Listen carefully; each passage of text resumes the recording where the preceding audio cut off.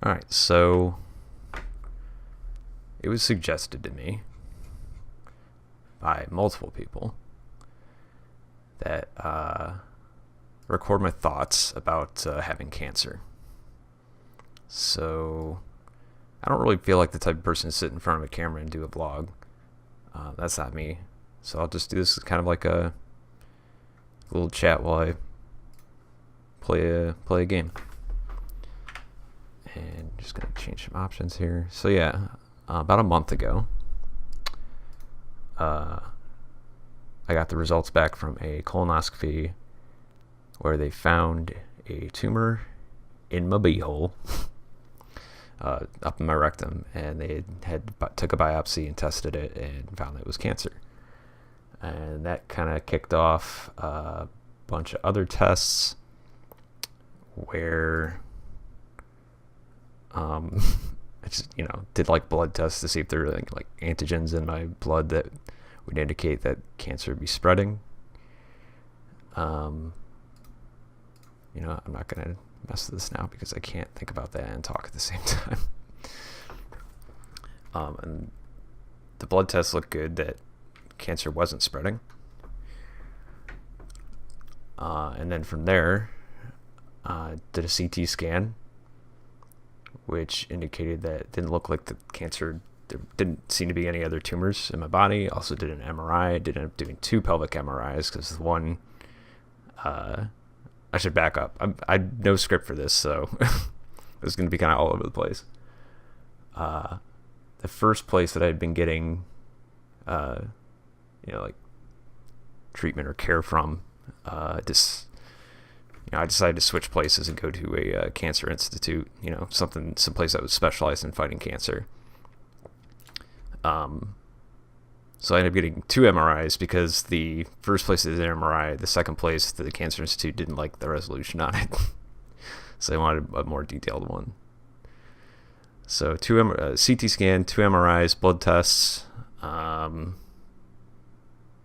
think that was about it. And they did an ultrasound. I did a second colonoscopy, and they did an ultrasound on the tumor to figure out like kind of how deep it is. So from that point, this is all taking place in the course of about a month. So now it's looking like the guy who that did the ultrasound, the doctor says it's like an early stage 3 tumor. So probably like just through the wall of my rectum into the muscle area.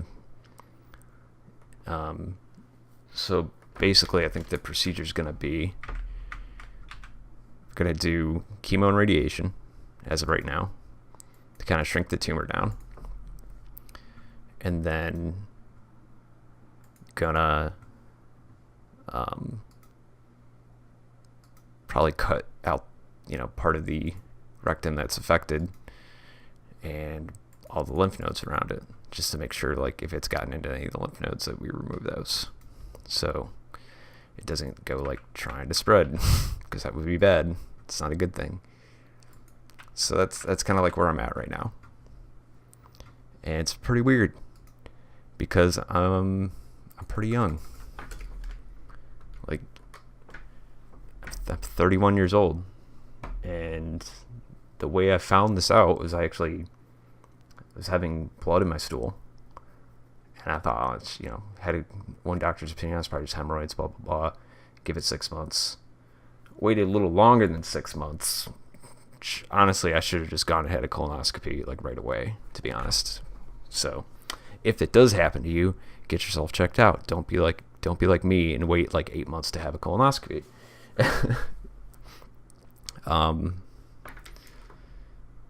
So yeah, that's when they found there's no hemorrhoids at all, and there's a tumor in there.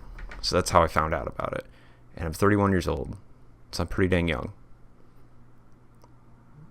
And it's like, what did I do?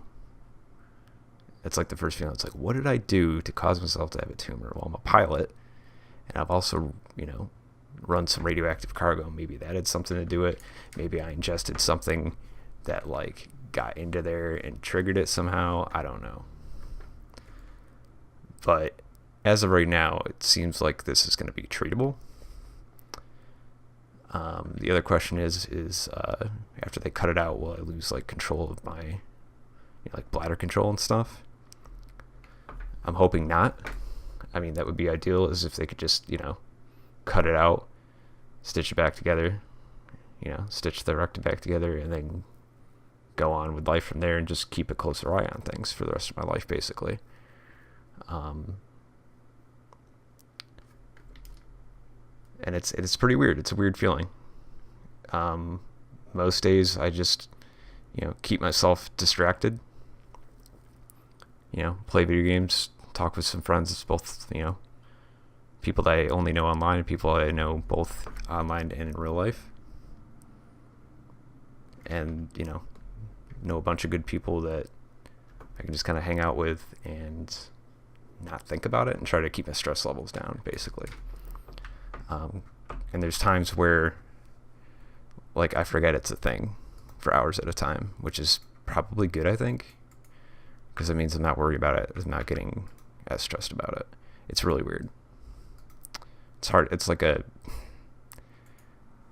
very weird feeling. It's kind of hard to describe.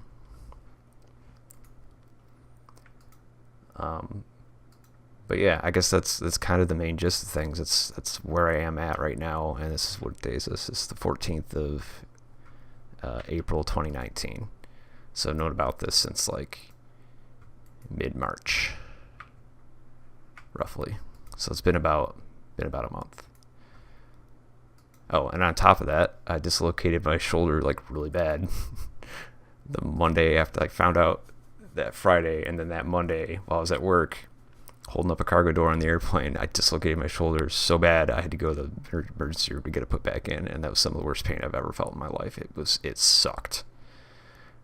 So now I'm off of work because of that, which is kind of good because it's given me kind of like a jump start where I don't have to worry about work scheduling around trips to, the cancer treatment center, which is kind of I don't know, maybe a blessing in disguise. I don't know.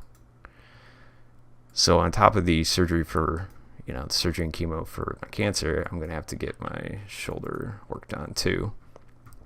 So I have the feeling I'm going to be out of work for quite a bit.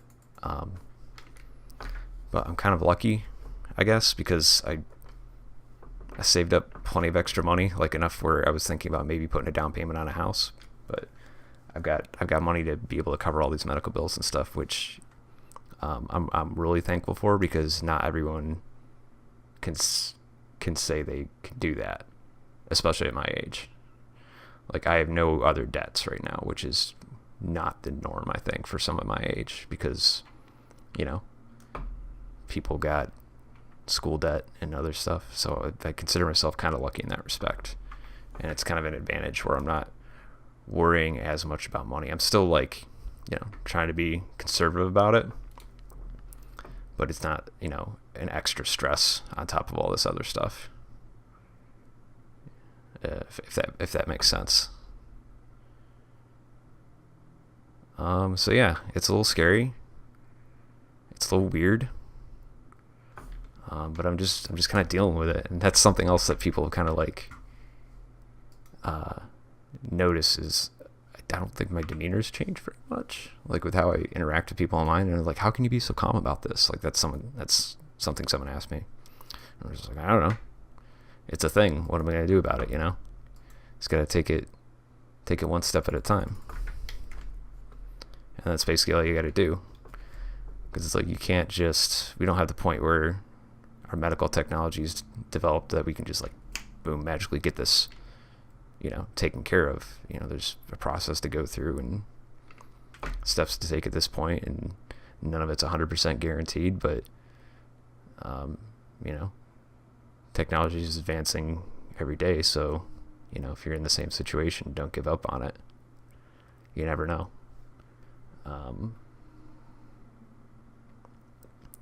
So yeah, I'm hopeful that, I'd like to be back on my feet, and back on my feet, by that I mean like back into working and flying airplanes, basically. I'd like to be doing that within 6 months, hopefully. That's my realistic expectation. By maybe next winter flying season, I'll be back, uh, just in time to miss all the great summer flying, which would be fine. It'll be fine. I'll get over it. And in the meantime, I'm just hanging out, trying to stay positive, trying to make sure other people aren't worrying about me. That's something I do kind of worry about, that others are worrying about me, because I got lots of family, and I have other family that's either currently going or have gone through cancer. I think it's hard to find anyone who doesn't know someone, within their family or a friend that hasn't gone through it in this day and age, which is weird. It's makes you think about what's going on in our environment to make this so prevalent. Or maybe it's just because we're living longer and there's more of a chance for it to develop. Who knows? It's just kind of weird. So I think that's about all I got for right now. Just kind of my rough feelings on the whole thing. Just gonna take it one step at a time and hope for the best and go from there. And if you're going through the same thing, there's lots of people who you might be able to get in contact or feel for you, and I hope maybe this helps you deal with maybe some emotions that you're going through. Just know that you're not alone. People have done this before. People will do this in the future. And, whatever exact form of it you're going through, just do the best you can and try to stay positive and try to stay hopeful. And that's about all you can do. And be a very picky patient. Whether you've been diagnosed with it or you got some indication that something's going wrong with your body, like me, I should have been very much more proactive and picky about the blood in my stool. So be picky and be informed. Do some research on your type of cancer if you got it. Look at all the options. See if there's any experimental things going on that might benefit you if you can get set up for a trial or something.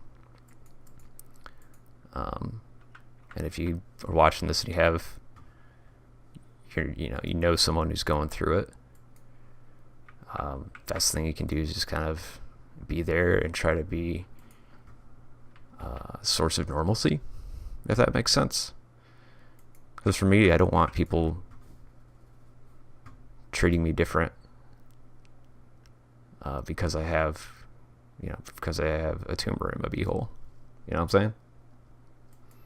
I just want to kind of go on and do things normally. I mean, it's good to talk about it. It's good to discuss it. But I do appreciate that most people have just not really made it a central point of interacting with me, which I really appreciate. It makes things feel normal, at least in certain respects. So I think that's about it for now. Thanks for watching, and I hope you found some of this useful. And I'll probably give an update at some point once I know more, but this is pretty much a distillation of what I've got for now. So till next time, have a good one. Take it easy.